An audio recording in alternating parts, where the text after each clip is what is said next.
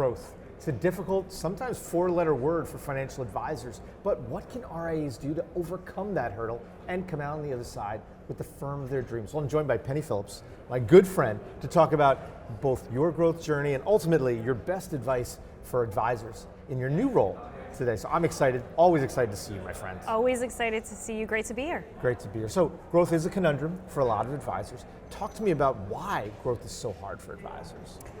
So I have a slightly different perspective on it. Love different perspectives. You know I'll take a contrarian take sometimes. Yes.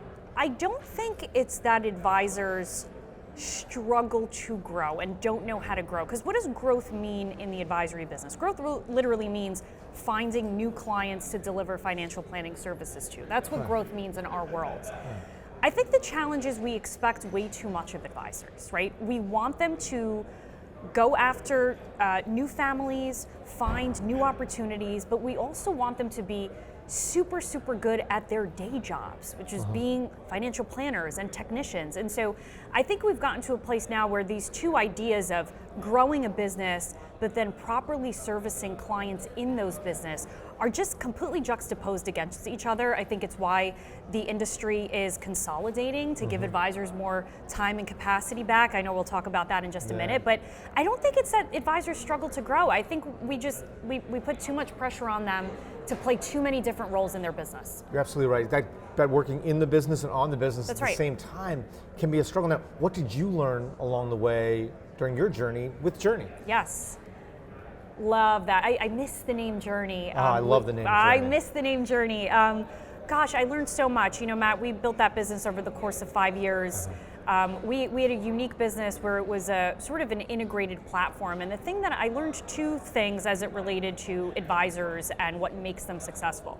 The first thing is advisors should be front of house. You need advisors to spend as much time as humanly possible with clients, with families, delivering on financial planning engagements. I've been saying this for years. Our industry has become and will become even more commoditized. The only differentiator in our space is the service and the personalized engagements that advisors have with their clients. So what I learned is we need advisors doing that, which means we have to do everything else for them. Operations, investment operations, investment management, compliance, tech. Not only do we need to do that for advisors, but we need to be really good at doing it so that we create enough capacity for them to not have to worry about anything behind the scenes. That's the first thing. The second thing I learned is that the most important thing in our space right now is being able to deliver personalization or customization at scale. Okay. And so what do I mean by that? I mean, we need to let advisors be advisors. We need to let advisors have unique relationships and engagements with the clients they serve. We need advisors to be able to express their unique voice.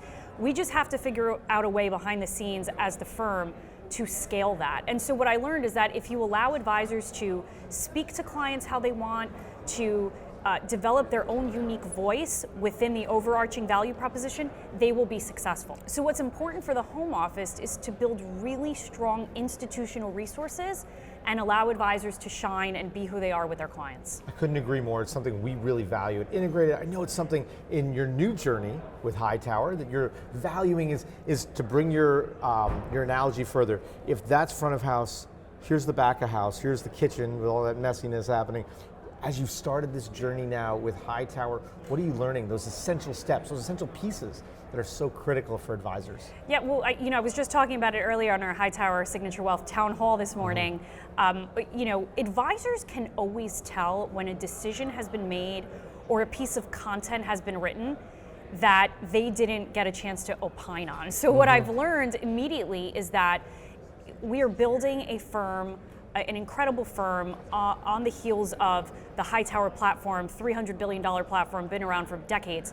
Advisors need to have a voice in how we build this integrated business. And if we can build for the advisors, with the advisors, ultimately to serve clients, we'll build a successful business. So we want advisors involved in opining on everything from the client service experience to the communication that's going out to clients, to the way we're building out our financial planning tools. And it's been really exciting to get to build something side by side with successful advisors who, have believe in the nobility of the profession as much as I do. Such an incredible team over there at Hightower. What's next? What's ahead? What are you excited about? Oh gosh, so much. Hightower Signature Wealth is $30 billion right now, will be $50 billion by the end of the year. We're building out an unbelievable operating system and platform, including an AI-driven investment management platform called Hightower One.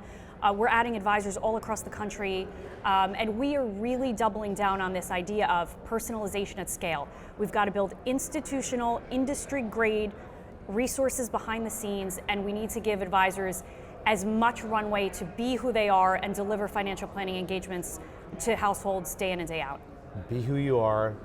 That, I think, is the key. That's what's going to make them stand out, so they can be themselves while all that work is happening in the kitchen behind them, which is a great analogy. I know that the restaurant business is deep in your soul, my friend. My husband's soul, okay? And that's a really tough business, but it is such a great analogy because think about it. You go back to a restaurant if you really, really loved a dish that you got served, or you had an amazing service experience and the staff was so awesome and made you feel welcome and made you want to come back. It's no different in our business, right? You get amazing service, you deal with incredible people. As a client, you're going to recommend that advisor to the next family and the next client. The tough part is, well, the advisors have the tough job, but behind the scenes, us at the home office, us in leadership have to make sure that we're putting advisors in a position to be able to do that and have conviction in the value proposition they're delivering. Well, you are an amazing person that I recommend to as many folks as I can because you are incredible. Thank you so much for being here today and for always being an inspiration. Thank you, Matt. Thank you, Thanks my for friend. having me. Hey, for wealthmanagement.com, I'm Matt Ackerman.